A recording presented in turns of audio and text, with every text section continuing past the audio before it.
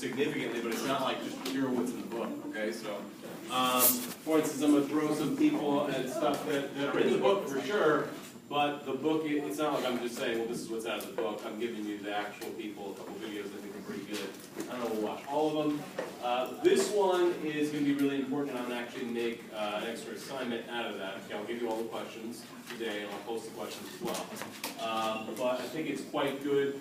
And then I'll kind of also tell you why I'm going with this person as sort of the expert to share with you about trauma, partially because he's APA sponsored, and the talk you're going to hear is literally a month old, which I think a lot of times we show you some things that's like, 3, 4 years old, not considering that new. That's not really new, right? So this is really current, which I really like. And this is Dr. Keene we're going to talk about, okay? So Dr. Keene will be at least half the class today. Hope you don't feel bored by it, because there's 12 questions going in. A lot of good stuff about trauma, okay? So, you have a quiz Tuesday, made some changes. I know you need to make quite a few changes. Like I said, I'm really happy with quiz scores. They're really high. It seems to me that if you aren't opening the book, well then that shows up. But that was only like maybe 2 or 3 of you where I thought, wow, you know, multiple choice. You really didn't study that. Most of you did really well. I have a couple comments just to give you hints about the short answers.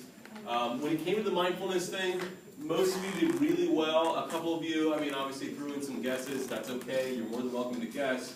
Like, meditation is not one of the 7 attitudes, but it's a big part of it. So why not guess, okay? But you only lose maybe a couple points for that. So that's good. Also, some of you just kind of wrote letting go for all 4 of them. And that's true. There is a lot of letting go in there, but it is, like I said, try to really think about what the terms mean. It was interesting to see what you guys came up with for non-striving. Awesome. I suggest, I just like to kind of put out there that non-striving is not just having no goals. Okay, it's not just like, well, let's just aimlessly wander. It's the idea that you're really present.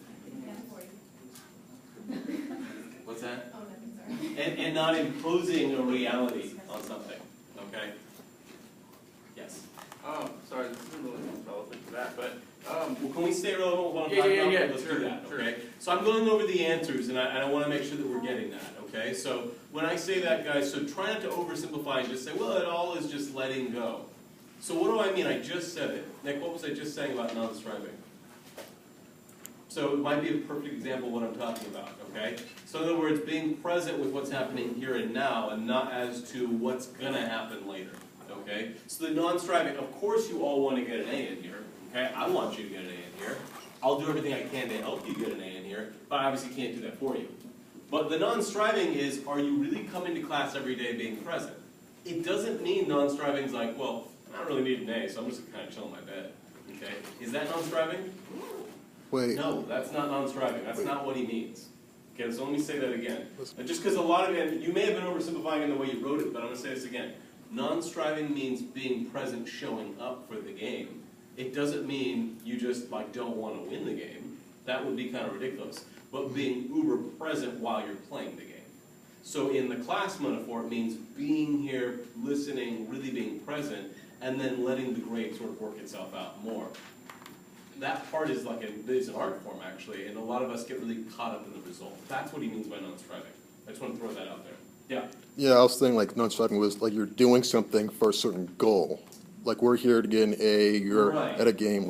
Right. Non-striving is you're just doing something just to do it. There's no really goal towards it. He's saying that there's something mindless about that because you could end up playing the whole game, taking a whole class, But not learning anything from the whole it. time, right? Yeah.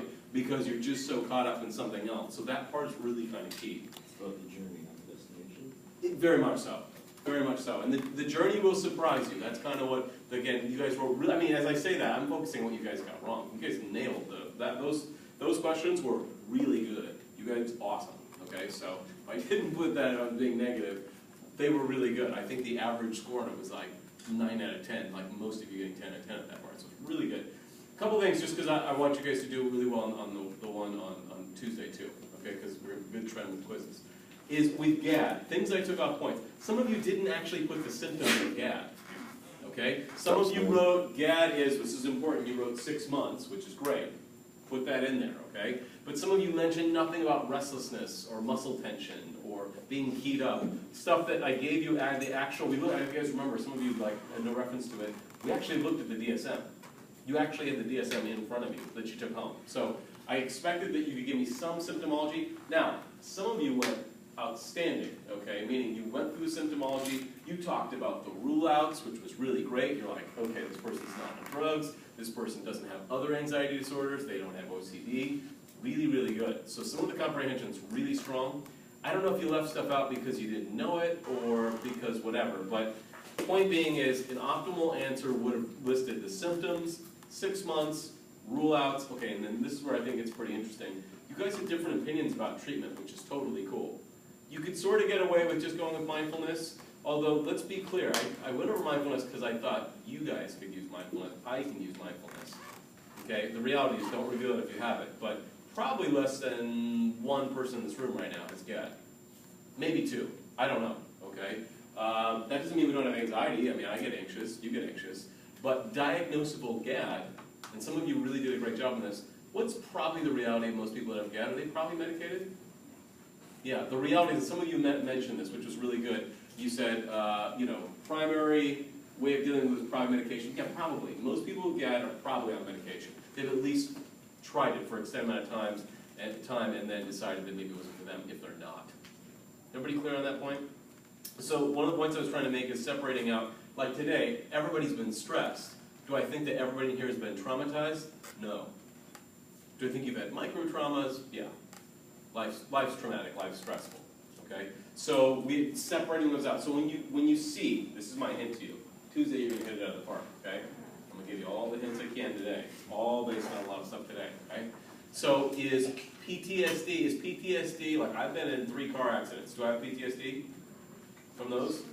I don't. I know you wouldn't know that. I don't, no, okay? Were they traumatic in and of themselves? They were in those moments. I remember getting behind the wheel again and being like, whoa, make sure you brake on time, like, right? All that kind of good stuff. But that's not PTSD. Is everybody clear on that? So when I give you the example, if we do PTSD on the quiz, here's my hint to you. Make sure you note that it's something more severe than that.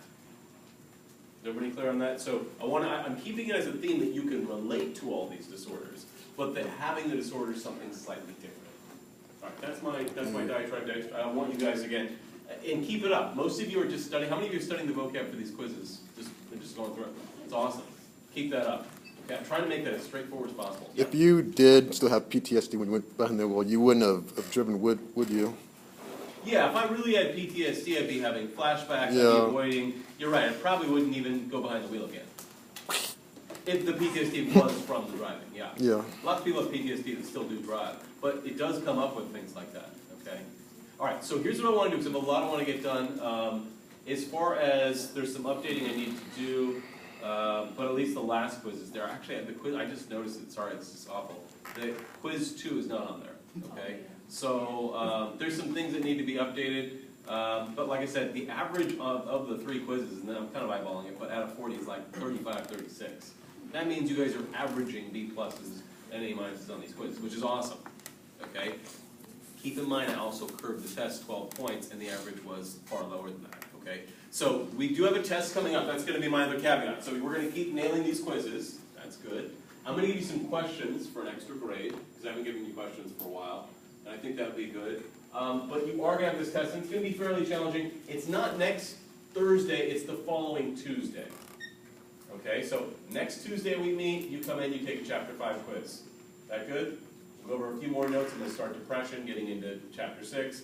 I take Thursday, do more notes. Tuesday you come in, I'll field any questions if you want at the very beginning, but I can't just give away the test, okay? So if you have questions, I'll try to take some. But we will be taking the test that Tuesday, okay? Then after that, what I'm going to also say is, that's that. I'm actually going to give you, these won't be due Friday, because today is Thursday, and I think it's not enough time. These will be due next time I see you. So bring these to class on Tuesday, these questions.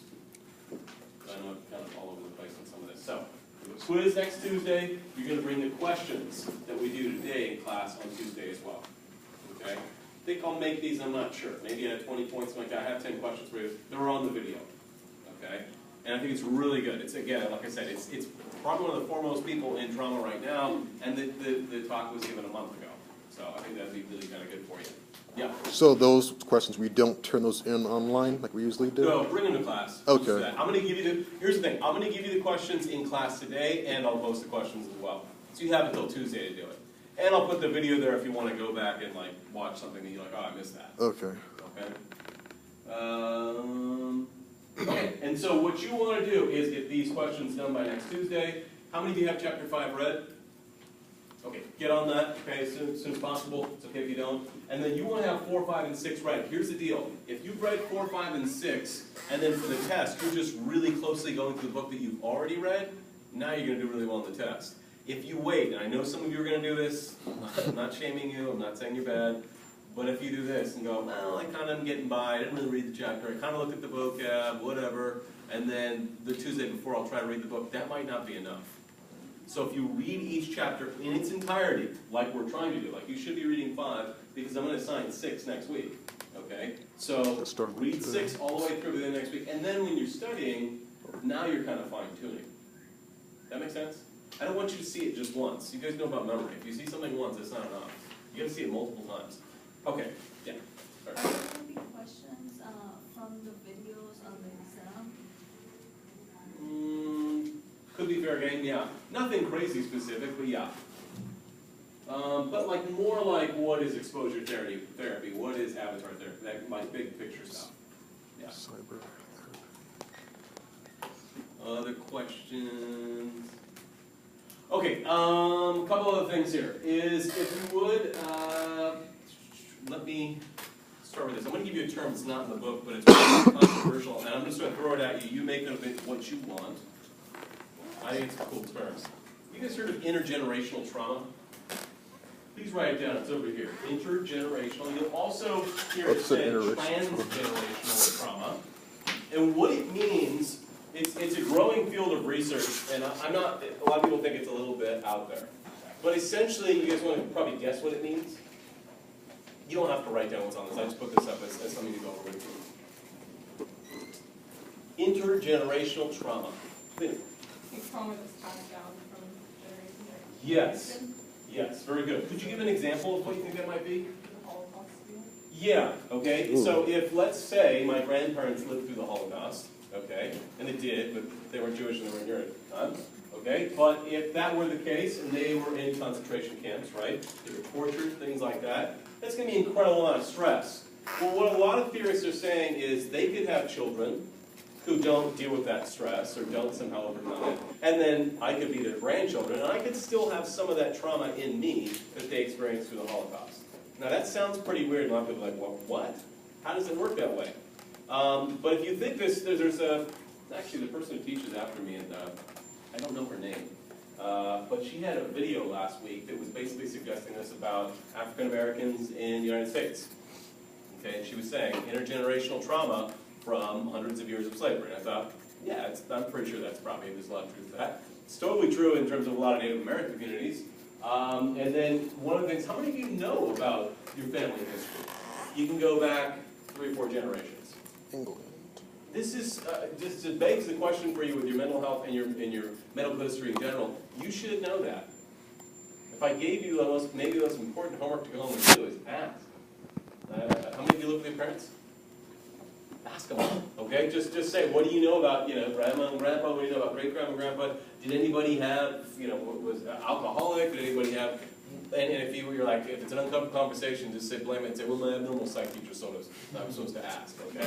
And he's, really annoying, but put it on them, okay? Because you need that information.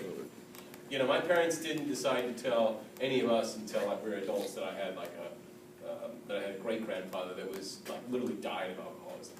I was like, oh, that's interesting detail to leave out, okay? It would really be nice to know before you ever drank to know that, right? Again, so these kind of things are really important. Or for a lot of students will mention abnormal psych, like, oh, my grandmother was schizophrenic, and they knew, but they didn't exactly know, okay? These things are important. Now, how many of you don't have to answer this question, then if we go back, probably you have ancestors that had some trauma. Yeah, quite likely, okay? I'll tell you this, if anybody had alcoholism in your family, the chance of trauma is really high, right? An alcoholic parent, okay, in terms of parenting, it's pretty high, okay? Anyways, the point that I'm trying to make here is that This is a growing body of research of intergenerational, and it also begs the question of